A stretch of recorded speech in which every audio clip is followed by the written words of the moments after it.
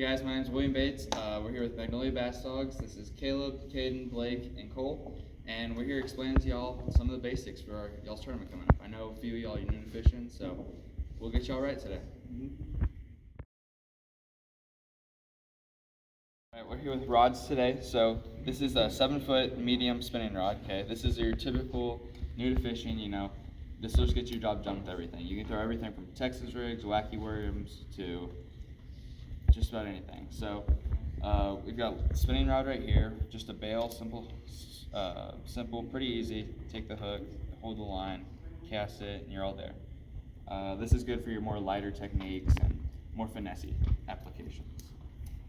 Right here we have a bait caster. This is our open face. This is a little more complicated to throw, but you can you can throw all your heavier baits, say crankbaits, Texas rigs, jigs, and anything like frogs, topwaters, anything else that needs to be like casted pretty far out there, and then with a lot of power in the rod. This is a 7-foot medium heavy, so it's your most general, most basic. You can do everything you want. That's about it. My name's Caden. I'm going to be talking to you about the 3 different basic types of line. The first is mono. It floats, and it's probably going to be the cheapest at the store.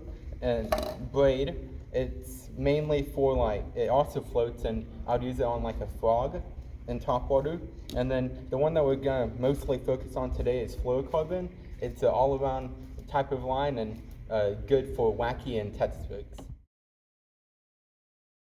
But right here I'm going to be showing you how to rig up your Texas rig and Wacky rig. So your Wacky rig is going to be a lot simpler than your Texas rig.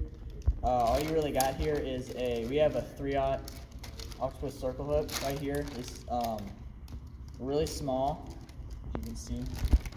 But there's not much to it, so what we're going to want to do is some people get a rubber band and they'll put on it the worm, which kind of helps make the lifespan a little bit longer. But all there really is to it is you're just going to find somewhere the middle of the worm where it kind of floats evenly.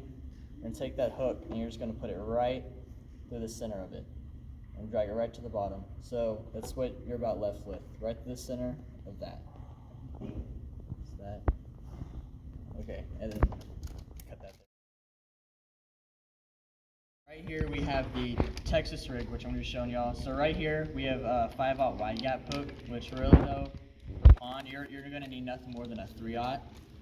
So how it works is you're going to have your hook here and your worm right here. So right here at this tip, you're going to hook it through the top and bring it down maybe like about 1/2 inch, and you're going to poke it out through the side, right like that. And you're going to drag it up, and then you're going to want to turn it the opposite way, where this worm is on the edge of the hook, and you're just going to drag it up. So it should look something like that. So the hard part's done. So now all you really got to do is you got to find right where about there the bottom of the hook is, and you're going to want to take it and put it right through the side of it and just bring it up like that.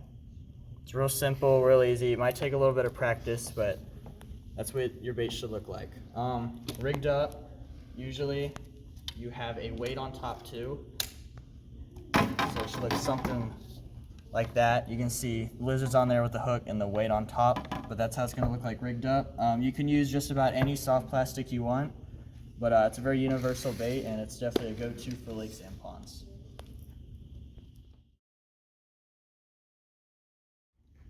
So I'm going to talk about where to cast the lures today. So wacky worm, you can pretty much just throw it anywhere around the pond. Just let it sink to the bottom though, since it is weightless, and then maybe just twitch it every once in a while so it gives it like this and it falls in the water. It falls down like this, but you want to make sure that gets down to that bottom. Then here's your Texas rig. This one has a weight on it, so you just cast it out there, let it sit for a second. Once it gets to the bottom, you just drag it. If there's grass or anything you're fishing in the water, it might get caught, so that's why this wacky worm will come into play, because it's weightless and it won't get caught in the weeds as much. So that's pretty much it for where to throw these lures. Guys, I'm Cole. I'm going to be talking to you about different lures to put on your Texas rigs and wacky rigs. Here you got a braided tail trawl that goes on a Texas rig. You can put it in brush, trees, grass, whatever in that pond. You got it, the blue with the greenish color, and then you got a normal green watermelon, green pumpkin color. Here you got a normal red bug speedworm. It goes on your Texas rig. You can throw it wherever. There's different colors of it.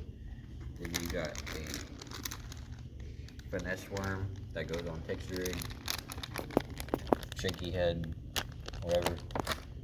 You got another Texas rig worm that's a green pumpkin trick worm that's sparkly. And then going on wacky, you got this Cinco that's two colored that you can throw on wacky wherever you want. All these come in different colors and different styles of how you like it. We're gonna be going over knots today. Here's a quick, easy one called the fisherman's knot. Okay, so first go through the eye, take it through the eye. Okay, get yourself a good bit of tag room. Okay, start up here and then twist the bottom. I typically go 7 to 9 twists. Okay, then you take your tag in, go through the bottom loop, the very bottom. Okay, once you're through the very bottom, find the top where you just came through, go through the top, and then cinch down. If I can cinch it down.